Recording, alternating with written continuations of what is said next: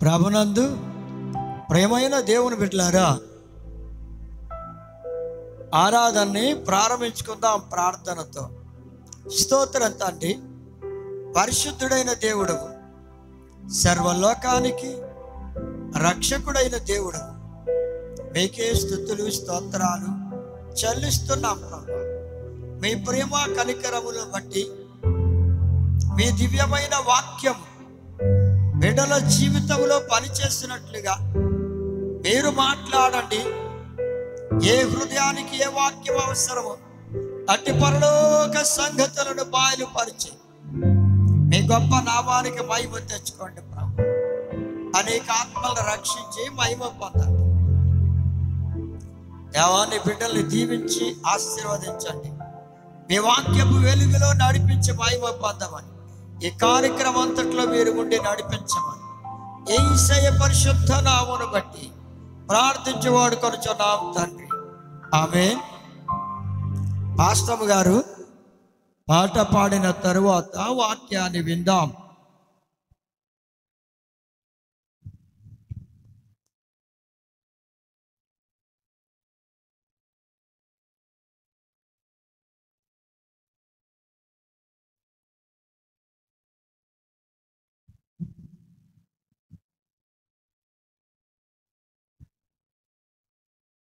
నీవు చేసిన ఉపకారములకు నేనేమి చెల్లింతును? ఏడాది దూడలనా, వేలాది పొట్టేళ్ళనా, ఏడాది దూడలనా, వేలాది పొట్టేళ్ళనా, నీవు చేసిన ఉపకారములకు నేనేమి చెల్లింతును? నీవు చేసిన ఉపకారములకు నేనేమి చెల్లింతును? వేలాది నదులంత విస్తార తైలము నీకు ఇచ్చిన చాలునా? వేలాది నదులంత విస్తార తైలము నీకు ఇచ్చిన చాలునా?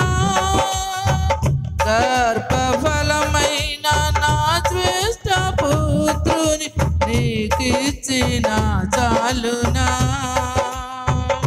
గర్భఫలమైన నా జ్యేష్ఠ పుత్రుని నీకు ఇచ్చిన చాలునా? ఏడాది దూడలనా, వేలాది పొట్టేళ్ళనా, ఏడాది దూడలనా, వేలాది పొట్టేళ్ళనా, నీవు చేసిన ఉపకారములకు నేనేమి చెల్లింతును? నీవు చేసిన ఉపకారములకు నేనేమి చెల్లింతును? మరణ పాత్రుడనై ఉన్న నాకై మరణించితివి సిల్వలో. మరణ పాత్రుడనై ఉన్న నాకై మరణించితివి సిల్వలో. కరుణ చూపి నీ జీవ మార్గాన నడిపించుమో యేసయ్యా. కరుణ చూపి నీ జీవ మార్గాన నడిపించుమో యేసయ్యా. ఏడాది దూడలనా, ఏలాది పొట్టేళ్ళనా, ఏడాది దూడలనా, వేలాది పొట్టేళ్ళనా, నీవు చేసిన ఉపకారములకు నేనేమి చెల్లింతును. నీవు చేసిన ఉపకారములకు నేనేమి చెల్లింతును. విరిగి నలిగిన బలియాగముగను నా హృదయమర్పింతును. విరిగి నలిగిన బలియాగముగను నా హృదయమర్పింతును. రక్షణ పాత్రను చేబూని నిత్యము నిన్ను వెంబడించేదను. రక్షణ పాత్రను చేబూని నిత్యము నిన్ను వెంబడించేదను. ఏడాది దూడలనా వేలాది పొట్టేళ్ళనా ఏడాది దూడలనా వేలాది పొట్టేళ్ళనా నీవు చేసిన ఉపకారములకు నేనేమి చెల్లింతును. నీవు చేసిన ఉపకారములకు నేనేమి చెల్లింతును.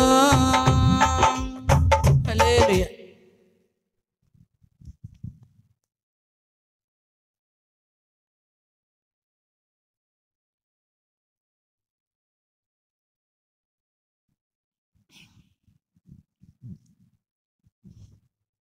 ప్రభునందు ప్రేమైన దేవుని బిడ్డలారా, వాక్య భాగంలోనికి వెళదాం.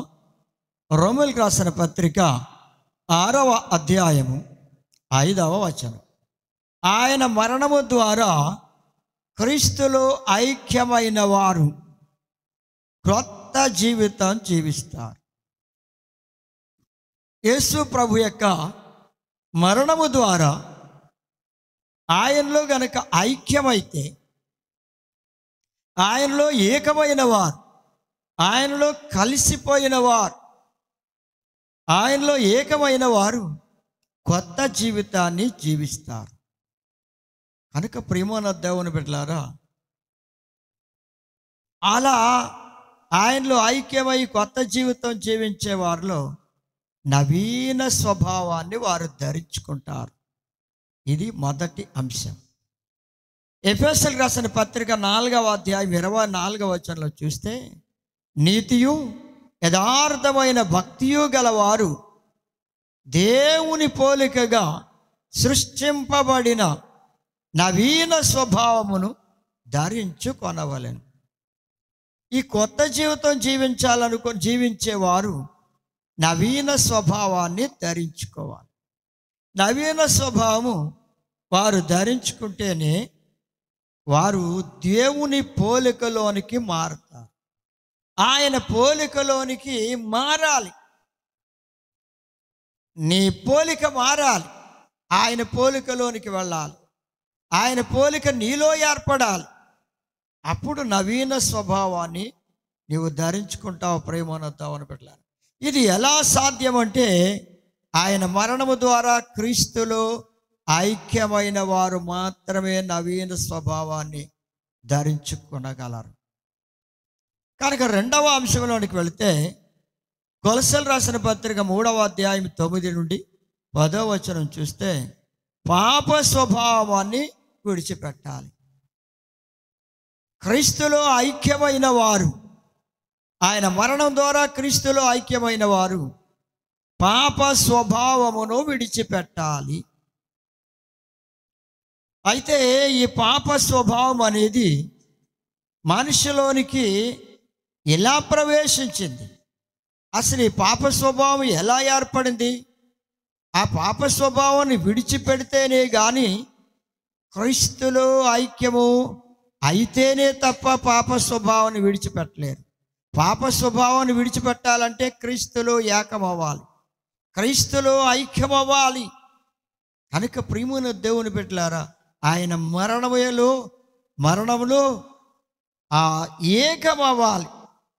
మరణము యొక్క సాదృశ్యమందు క్రీస్తు ప్రభువులో ఐక్యమవ్వాలండి. అందుచేత ప్రేమోన్నద్దామని పెట్టారా, రోమిలికి రాసిన పత్రిక 5వ అధ్యాయం 12వ వచనంలో చూస్తే, ఆదాము రక్తము ద్వారా పాపము సంక్రమించింది. ఇక్కడ చూడండి, పాప స్వభావం ఎలా ప్రవేశించిందంటే, మొదటి మానవుడిగా లెక్కించబడుతున్న ఆదాము, ఆ మొదటి ఆదాము రక్తము ద్వారా పాపము లోకములో ఉన్న మనుషులందరికీ సంక్రమించింది. అయితే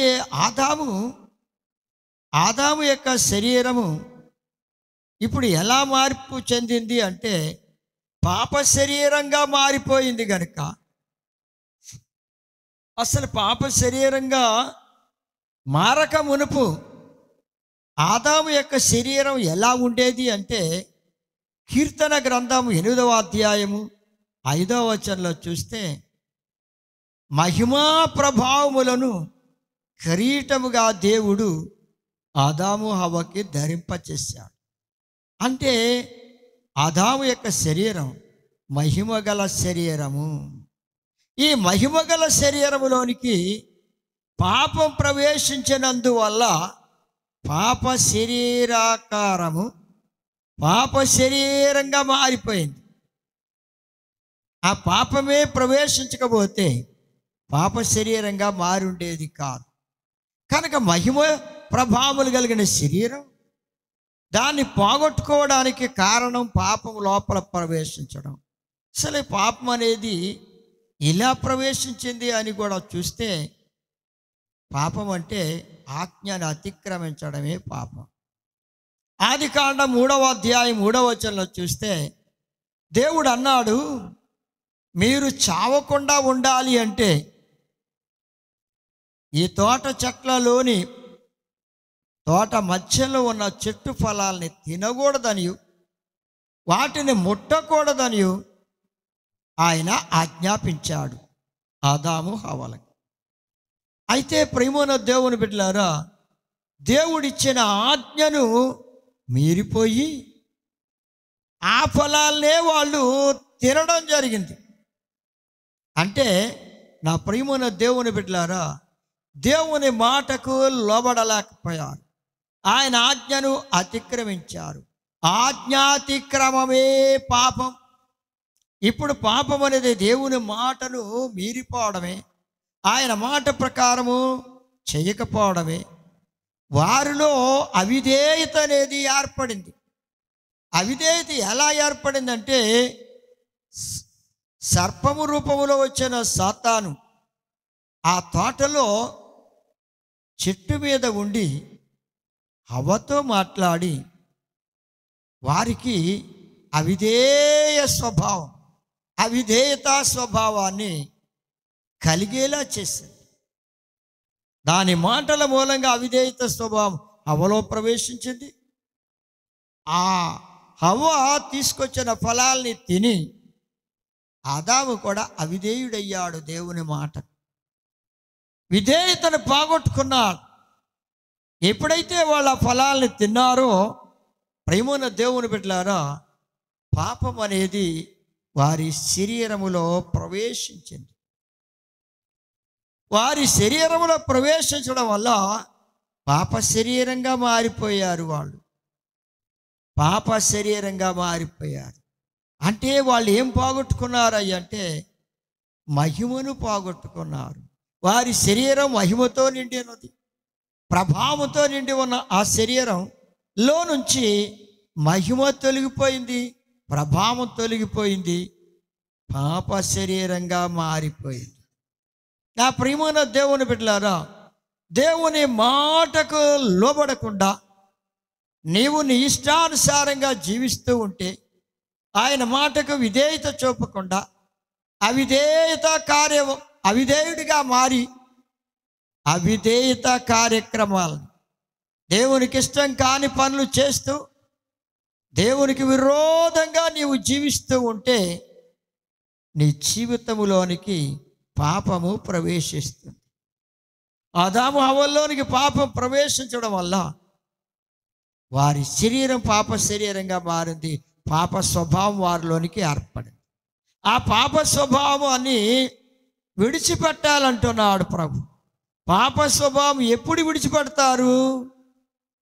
క్రీస్తులో ఆయన మరణము ద్వారా క్రీస్తులో ఐక్యమైన వారు మాత్రమే ఒక క్రొత్త జీవితంలోనికి వారు వస్తారు గనుక, జీవించడానికి మొదలు పెడతారు గనుక వారు మాత్రమే పాప స్వభావాన్ని విడిచిపెడతారు. సహజంగా మనిషిలోనికి ఆదాము రక్తము ద్వారానే పాపము ప్రతి మనిషిలోనికి సంక్రమించింది గనుక పాప స్వభావం అనేది మనుషుల్లోనికి ప్రవేశపెట్టబడింది. ఇది శత్రువు చేసిన పని. అయినా దేవుని మాట వినకపోవడం వల్ల, సాతాను మాట వినడం వల్ల పాపం అనేది అవిధేయత వలన ఆదాము హవ్వల్లో ప్రవేశించింది. లేకుంటే ప్రవేశించడానికి అవకాశం లేదు. కానీ ప్రభు ఏమన్నా అంటే ఆ పాప స్వభావాన్ని విడిచిపెట్టాలి అంటే మీరు క్రీస్తులో ఐక్యం అవ్వండి. ఆయన మరణం ద్వారా ఐక్యమైతే మీరు పాప స్వభావాన్ని విడిచిపెట్టాలి. విడిచిపెడతారంతే, విడిచిపెట్టాలి కూడా. విడిచిపెడితేనే వారు క్రీస్తులో ఐక్యమైన వారు, క్రీస్తులో ఏకమైపోయిన వారు. కారణం ఆయన పరిశుద్ధుడు, నీవు కూడా పరిశుద్ధంగా మార్పు చెందాలి. అందుచేత ప్రియమైన దేవుని బిడ్డలారా, పాప స్వభావాన్ని విడిచిపెట్టాలి. మరి పాప స్వభావాన్ని విడిచిపెట్టాలంటే ఆయన మరణము ద్వారా మాత్రమే నీలో ఉన్న పాప స్వభావం తీసివేయబడుతుంది. నీవు దాన్ని విడిచిపెట్టగలుగుతావు. ఆ పాప స్వభావం నీలో నుంచి తొలగిపోవాలి అంటే నా ప్రియమైన దేవుని బిడ్డలారా, 3వ అంశంలోనికి వెళదాం. ఆత్మ స్వభావం కలిగిన వారిగా మారాలి.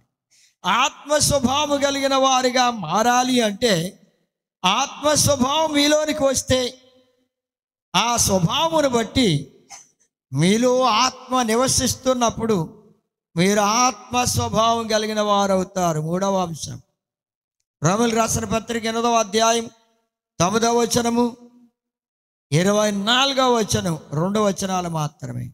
ఆత్మ మీలో నివసించుచున్నది కనుక మీరు ఆత్మ స్వభావం కలిగిన వారే.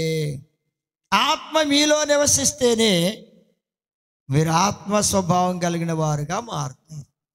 కనుక ఇప్పుడు మీరు ఆత్మ స్వభావాన్ని ధరించుకోవాలి అంటే ఇది మీకు ఎలా సాధ్యమవుతుంది అని అంటే దేవుడు అంటున్నాడు. కొరింథీయులకు రాసిన మొదటి పత్రిక 15వ అధ్యాయం 45వ వచనంలో కడపటి ఆదాము అని చెప్పబడుతున్న ప్రభు అయిన యేసుక్రీస్తు వారే ఆ కడపటి ఆదాము. జీవింపచేయు ఆత్మ ఆయను. ఆయన ఎలా అయ్యాడు అంటే మనుష్యులందరినీ జీవింపచేసే ఆత్మ ఆయను. చూడండి, పాప స్వభావముతో నింపబడిన ఆదామును బట్టి అందరికీ ఆ ఆదాము రక్తం ద్వారా పాపము సంక్రమించింది. ఇప్పుడు దాన్ని విడిచిపెట్టాలి, అది తొలగించబడాలి అంటే కడపటి ఆదాము ద్వారానే సాధ్యమవుతుంది. ఎలా అంటే ఆయన జీవింపచేసే ఆత్మ అయ్యాడు కనుక అది కూడా ఆయన మరణం ద్వారానే, ఆయనలో ఐక్యమైతేనే ఇది సాధ్యమవుతుంది కనుక చూడండి ప్రేమోనొద్దామని బిడ్డల రోమీయులకు రాసిన పత్రిక 5వ అధ్యాయం 19వ వచనంలో చూస్తే ఒక మనుష్యుని అవిధేయత వలన అనేకులు పాపులుగా చేయబడ్డారు. ఆదామును బట్టి, అతని అవిధేయతను బట్టి, అతని రక్తము ద్వారా పాపము మానవులందరికీ సంక్రమించింది కనుక అనేకులు పాపులుగా చేయబడ్డారు. అలాగే ఒకని విధేయత వలన, ఒకని విధేయత అనగా ప్రభు అయిన యేసుక్రీస్తు వారు విధేయత చూపాడు తండ్రికి. సిలువలో వ్రాలాడి మరణించడానికి, ఆయన సిలువ మరణం పొందడానికి విధేయత చూపాడు. ఆయన విధేయత చూపడం వలన అనేకులు నీతిమంతులుగా చేయబడుతున్నారు. అనేకులు నీతిమంతులుగా చేయబడుతున్నారు. ప్రేమనొద్దామని బిడ్డలారా, అందుచేత క్రీస్తు ప్రభువు మరణం ద్వారానే అది సాధ్యమవుతుంది కనుక ఆయన చెందించిన రక్తము ద్వారా పాపము తొలగించబడి, పాప స్వభావం తీసివేయబడి రక్షణ కలుగుతుంది. ప్రభువే ఆయన రక్తం ద్వారా మానవులకు రక్షణ కలిగిస్తున్నాడు. మానవులకు రక్షణ ఎలా కలుగుతుంది అంటే ఆయన రక్తము ద్వారా, ఆయన పొందిన శిలువ మరణము ద్వారానే, ఆయన మరణము ద్వారానే, ఆయన చిందించిన రక్తము ద్వారా పాపము తొలగించి రక్షణ కలిగిస్తున్నాడు. ఆ రక్షణ ఈ విధంగా కలుగుతుంది ప్రేమనొద్దామని బిడ్డలారా. అందుకే ఆయన మరణం ద్వారా క్రీస్తులో ఐక్యమైన వారు, యేసు ప్రభువులో ఏకమైన వారు ఆత్మ స్వభావం కలిగిన వారుగా మార్చబడుతున్నారు. ఆత్మ స్వభావం కలిగిన వారిలో నా ప్రియమైన దేవుని బిడ్డలారా రక్షణ కలిగింది. ఆ ప్రభువు రక్షణ కలిగిస్తున్నాడు. ఆయన రక్తం ద్వారా మనుషులను రక్షిస్తున్నాడు. కనుక ఇప్పుడు మొదటి ఆదాము ద్వారా పాప స్వభావం వస్తే, కడపటి ఆదాము ద్వారా ఆత్మ స్వభావం వస్తుంది. ఇది ఆయన చిందించిన రక్తము ద్వారానే ఆత్మ స్వభావం వారిలో ప్రవేశించి వాళ్ళు రక్షించబడుతున్నారు. ఎలా రక్షించబడుతున్నారంటే క్రీస్తులోనే. రోమీయులకు రాసిన పత్రిక 16వ అధ్యాయం 17వ వచనంలో చూస్తే క్రీస్తులోనే రక్షింపబడిన వారు, యేసు ప్రభు రక్తము ద్వారా వారి దోషములు కడగబడి వారు రక్షించబడుతున్నారు. క్రీస్తు ప్రభు పొందిన మరణము ద్వారా, ఆయన చెందించిన రక్తము ద్వారా రక్షించబడుతున్నారు. ఆత్మ స్వభావం వారిలోనికి వస్తుంది. ప్రేమన్న దేవుని బిడ్డలారా, పాప స్వభావాన్ని విడిచిపెట్టాలి, ఆత్మ స్వభావాన్ని కలిగి ఉండాలి. ఆత్మ స్వభావాన్ని కలిగిన వారుగా ఉండాలి. ఆ ఆత్మ స్వభావము యేసు ప్రభువు ద్వారానే వస్తుంది. మనుషుల వలన ఆత్మ స్వభావము రాదు. కడపటి ఆదాము జీవింపచేయు ఆత్మ అయ్యాడు గనుక ఆయనే ఆత్మ స్వభావాన్ని ఇచ్చేవాడు. ఆయనలో ఐక్యమైన వారికి ఆత్మ స్వభావాన్ని ఇస్తున్నాడు. నా ప్రియమైన దేవుని బిడ్డలారా, మరి చూడండి ఈయన ఎలా జరిగించాడు ఈ కార్యాన్ని అని చూస్తే, రోమీయులకు రాసిన పత్రిక 5వ అధ్యాయం 18వ వచనంలో ఆయన ఒక్క పుణ్యకార్యము ఆయన పుణ్యకార్యము వలన కృపాదానము, ఒక్క పుణ్యకార్యం ఆయన చేసిన ఆ గొప్ప పుణ్యకార్యము వలన కృపాదానము, దానం చేశాడు ఆయన రక్తాన్ని మనుషులకు అందరికీ జీవప్రదమైన నీతి విధింపబడుటకు కారణమైనది. ఆయన మరణం, ఆయన చిందించిన రక్తం, ఆయన దానంగా ఇచ్చిన ఆయన రక్తం మనుషులకందరికీ జీవింపజేసింది. ఆయన రక్తం మనుషుల్లో ఉన్న పాప స్వభావాన్ని కొట్టివేసి, పాప స్వభావాన్ని తీసివేసి జీవింపజేసే ప్రాణిగా, అనగా ఆత్మ సంబంధమైన ఆత్మ స్వభావం కలిగిన బిడ్డగా మార్చబడ్డానికి, జీవించే బిడ్డగా నీతిని విధింపబడుటకు కారణమైంది. అనగా నీతిమంతుడిగా చేశాడు.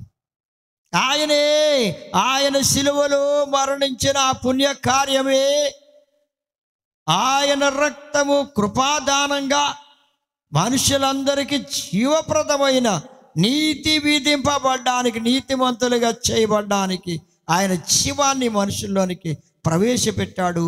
అది ఆత్మ స్వభావం. ఈ ఆత్మ స్వభావం ద్వారా వాళ్ళు నీతిమంతులుగా తీర్చబడుతున్నారు. క్రీస్తులో ఏకమైన వారు, క్రీస్తునందు ఐక్యమైన వారు. సోదరుడా, సోదరి, నీ జీవితంలో యేసు ప్రభులో ఐక్యం అవ్వాలని ఆశపడుతున్నావా? యేసు ప్రభులో నీవు ఐక్యమైతే నీకు ఆత్మ స్వభావాన్ని ఆయన కలిగిస్తాడు. ఆత్మ స్వభావం కలిగిన వారే రక్షించబడిన వారు. రక్షించబడిన వారే నిత్య జీవములు అనగా పరలోక రాజ్యములో ఉంటారు. వారిని ప్రభు అంట యేసుక్రీస్తునందే సంపూర్ణులుగా చేసి ఆయన ఎదుట నిలవబెట్టుకుంటాడండి. ఆయన ఎదుట నీవు నిలబడే ఒక రోజు ఉంది. క్రీస్తు న్యాయపీఠము ఎదుట నీవు నిలవలసిన ఒక రోజు ఉంది కనుక సోదరి, సోదరుడా, కొలసలు రాసిన పత్రిక 1వ అధ్యాయం 28వ వచనంలో చూస్తే క్రీస్తునందు మిమ్మల్ని లేదా నిన్ను సంపూర్ణునిగా చేసి ఆయన ఎదుట నిన్ను నిలవబెట్టుకుంటాడు ఆయన. మనం ఆయన ఎదుట నిలవాలి. ప్రేమనద్దామని పెట్టారు. నిలవడానికి శక్తివంతులు అవ్వాలి. నిలవడానికి అర్హత కావాలి. ఆ అర్హతనిచ్చేవాడు ఆయనే. సంపూర్ణం చేస్తాడు యేసుక్రీస్తునందు. ఆయనలో ఐక్యమైతే ఆయన నిన్ను సంపూర్ణునిగా చేసి ఆయన ఎదుట నిలవబెట్టుకుంటాడు. నువ్వు ఆయన ఎదుట నిలబడడానికి శక్తివంతుడు అవ్వాలంటే క్రీస్తులో ఏకం అవ్వాలి. క్రీస్తులో ఐక్యమైపోవాలి ఆయన మరణం ద్వారా. ఆ మరణం ద్వారా నీకు విడుదల, పాప స్వభావము విడిచిపెట్టబడ్డానికి, నూతన స్వభావము, ఆత్మ స్వభావము కలిగిన బిడ్డగా మార్చబడ్డానికి ఒక గొప్ప మార్గమును దేవుడు ఏర్పాటు చేశాడండి. ఆ మార్గమే ప్రియమైన దేవుని బిడ్డలారా, ఆయన శిలువ మీద బలైన ఆ శిలువ మరణం, యేసు ప్రభు పొందిన ఆ గొప్ప మరణమే. దాని ద్వారానే నీవు క్రీస్తులో ఐక్యమవ్వాలి. అప్పుడే నీకు నిత్య జీవం కలిగిస్తున్నాడు ప్రభు. ఆయన నిన్ను రక్షించి ఆయన రాజ్యములో చేర్చుకోవడానికి, నిన్ను సంపూర్ణుడిగా చేసి ఆయన ఎదుట నిలవబెట్టుకుంటాడంటే ప్రేమనద్దామని పెట్ట నీవు నిలవబెట్టబడాలి. ఆయన ఎదుట నిలవాలి. ఆయన ఎదుట నిలవడానికి శక్తివంతులుగా, సంపూర్ణులుగా చేసేవాడు ఆయనే. ఆయన మరణం ద్వారా ఎంత ప్రభావం నీ జీవితంలోనికి ఆయన ప్రవేశపెడుతున్నాడో ఒక్కసారి ఆలోచించండి ప్రేమనద్దామని పెట్టారా. అందుకే క్రీస్తునందు నీవు సంపూర్ణుడిగా చేయబడి ఆయన ఎదుట నిలవబెట్టబడతావు. క్రీస్తునందే నీకు నిత్య జీవం ఇస్తాడు ఆయన. యేసునందే నీకు నిత్య జీవం కలుగుతుంది. ఆయనలో నీవు ఐక్యం అవడం వల్ల, ఆయన మరణం ద్వారా క్రీస్తులో ఐక్యం అవడం వల్ల నీకు నిత్య జీవం కలుగుతుంది ప్రేమనద్దామని పెట్టారా. రోమీయులు రాసిన పత్రిక 6వ అధ్యాయం 23వ వచనం. మరి యేసు ప్రభునందు నిత్య జీవం పొందడానికి, ఆయనలో ఐక్యం అవ్వడానికి ఇష్టపడుతున్నావా? ఆయన మరణం ద్వారానే ఐక్యం అవ్వాలి. ఆయన మరణం ద్వారానే, ఆయన చిందించిన రక్తం ద్వారా నీ దోషములన్నీ కడగబడుతున్నాయి. నీవు ఆయన దగ్గర క్షమాపణ కోరుకుంటే క్షమించడానికి ఆయన సిద్ధంగా ఉన్నాడు. ఆయన దగ్గర క్షమాపణ దొరుకుతుంది ప్రేమనద్దామని పెట్టారు. ఎంత ఘోర పాపినైనా ఆయన క్షమించడానికి సిద్ధంగా ఉన్నాడు, క్షమిస్తున్నాడు. ఆయన మరణం ద్వారా క్రీస్తులో నీవు ఐక్యమైతే ఆత్మ స్వభావము నీలో కలిగిస్తున్నాడు. నీకు క్రీస్తునందు నిత్య జీవము అనుగ్రహిస్తున్నాడు. కనుక నీవు ఇప్పుడు ఎవరిని ధరించుకుంటున్నావో తెలుసా? యేసు ప్రభు వారిని ధరించుకుంటున్నావు. ఆయన్నే నీవు ధరించుకుంటున్నావు ప్రేమన దేవుని బిడ్డలారా. రోమీయులు రాసిన పత్రిక 13వ అధ్యాయం 14వ వచనంలో చూస్తే క్రీస్తును ధరించుకున్నవారు అంటే నా ప్రేమను దేవుని బిడ్డలు. అలాగే గలతీయులకు రాసిన పత్రిక 3వ అధ్యాయం 27, 28 వచనాలు చూస్తే క్రీస్తును ఆత్మ సంబంధంగా ధరించుకుంటున్నారు. ఇక శరీర సంబంధంగా కాదండి, ఆత్మ సంబంధంగా క్రీస్తు ప్రభుని మీరు ధరించుకున్నవారండి. ప్రభుని ధరించుకున్నవారు, ఆయన కలిగిన వారు ఆయన రాజ్యములో చేరతారు. ఆయన రాజ్యములో నిత్యము ఎల్లప్పుడూ ఆయనతో ఉంటారు. ఆయన రాజ్యములు ఆయన ధరించుకున్న వారు మాత్రమే ఆయన దగ్గర నివసిస్తారు. సంపూర్ణులుగా చేసేవాడు ఆయనే, ఆయన ఎదుట నిలవబెట్టుకునేవాడు ఆయనే. వాళ్ళ నీవు నిలబడగలిగిన శక్తి నీ దగ్గర లేదు, అయినా కానీ ఆయనే నిన్ను నిలవబెడతాడు. ప్రేమనంతామని పెట్టారా? ఎలా అంటే నిన్ను సంపూర్ణుడిగా చేస్తాడు క్రీస్తునందు. ఆయనలో నీవు ఐక్యం అవ్వాలి ఆయన మరణం ద్వారా. అదే నీవు జ్ఞాపకం చేసుకోవాల్సింది, అదే నీ జీవితానికి అవసరమైంది. ప్రేమనంతామని పెట్టారా? కనుక అప్పుడు మీరు క్రీస్తు ప్రభువును ధరించుకున్న వారు ఆయన రాజ్యములో చేరతారు. అంతేకాకుండా రోమీయులు రాసిన పత్రిక 8వ అధ్యాయం 9వ వచనంలో చూస్తే, క్రీస్తు ఆత్మ మీలోనికి రాగానే మీరు క్రీస్తుకు చెందిన వారు అవుతారు. యేసు ప్రభువుకి చెందినవారు, ఆయనకు సంబంధించిన వారు, ఆయనకు చెందిన వారే.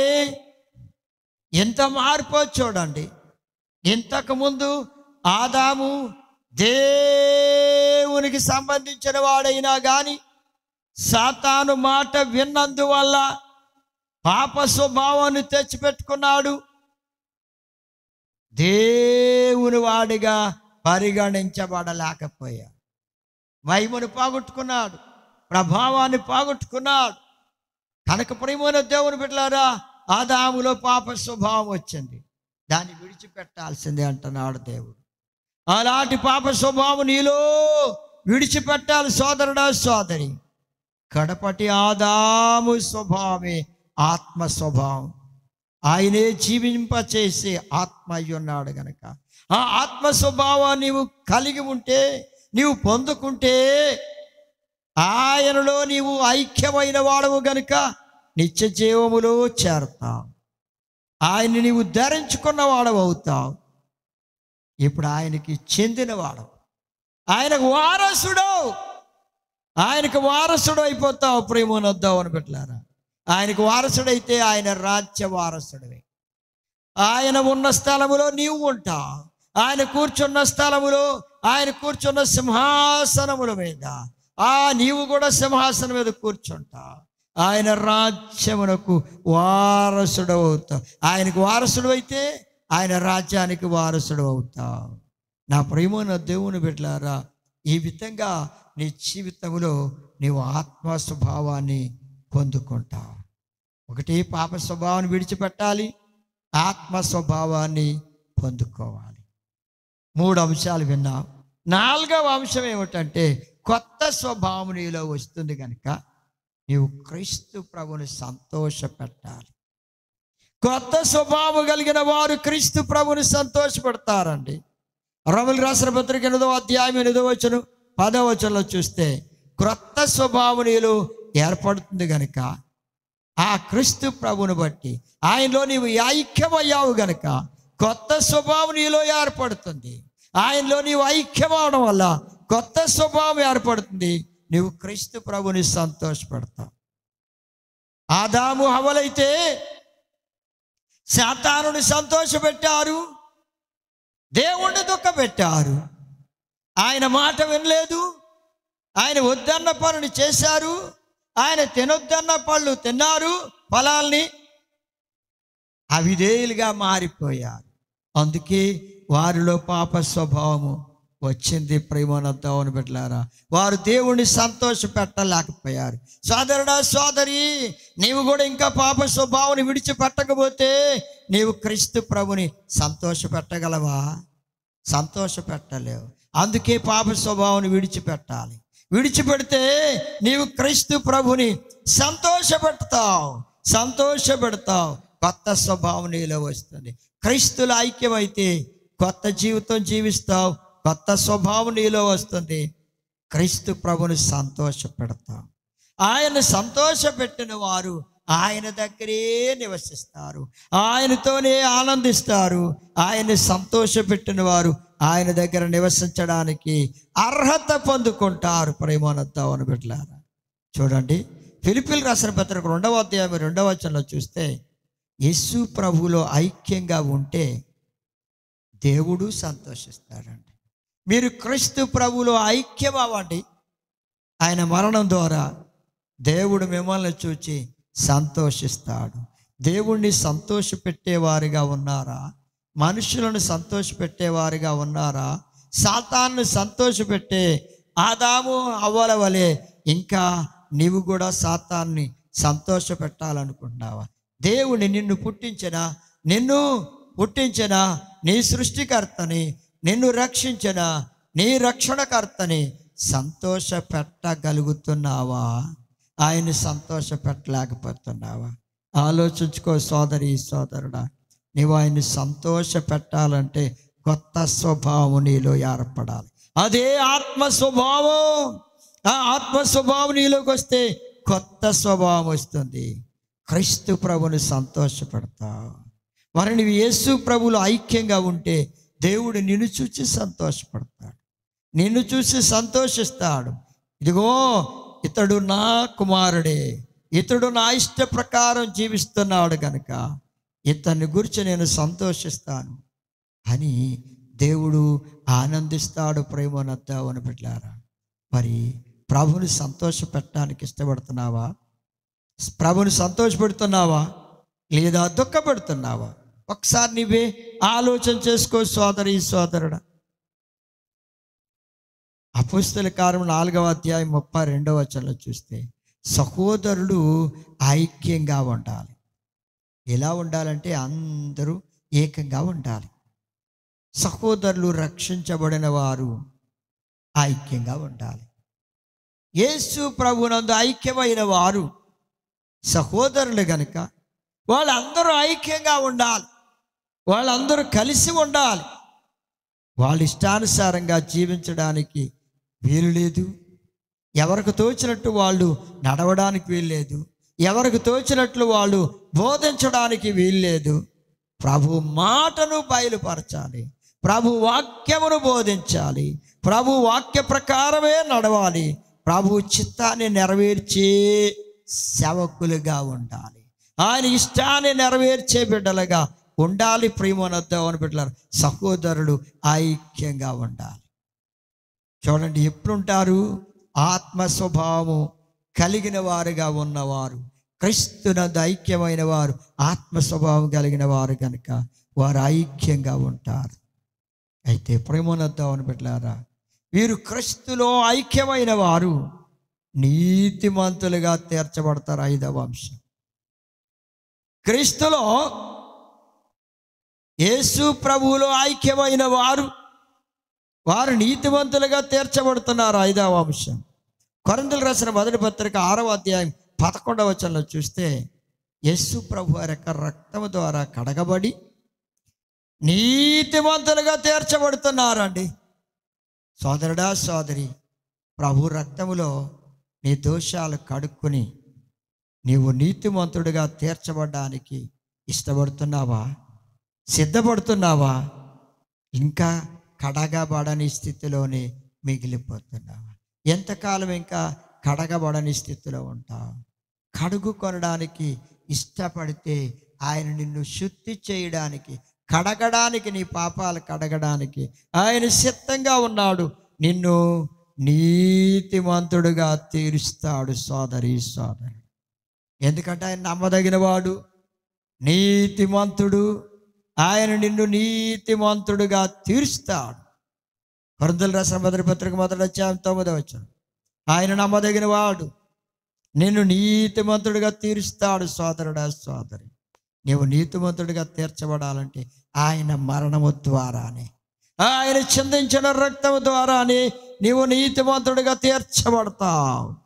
కనుక ప్రేమనొద్దామని బిడ్డలారా, నీవు నీతిమంతుడిగా తీర్చబడితేనే దేవుని రాజ్యంలో ప్రవేశిస్తావు.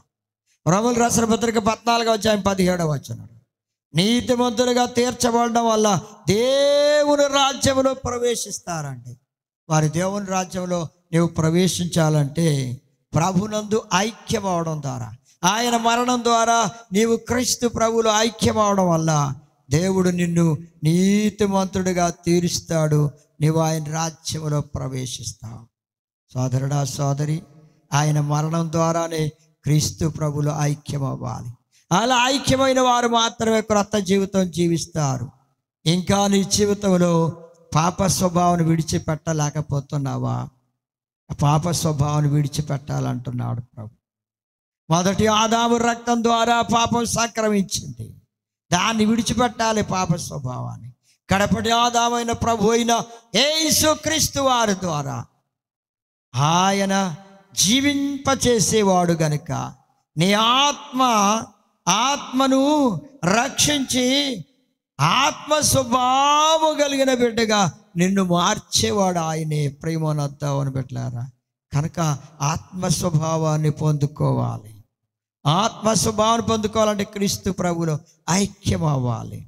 అలా ఐక్యమైన వాళ్ళు నిత్యజీవం పొందుకుంటారు. వాళ్ళు క్రీస్తును ధరించుకున్నవారు, క్రీస్తు ప్రభువుకి చెందినవారు. మరి నీవు క్రీస్తు ప్రభువుకి చెందినవాడవుగా ఉండాలనుకుంటున్నావా? లేదా సాతానుకు చెందినవాడవుగా ఉండాలనుకుంటున్నావా?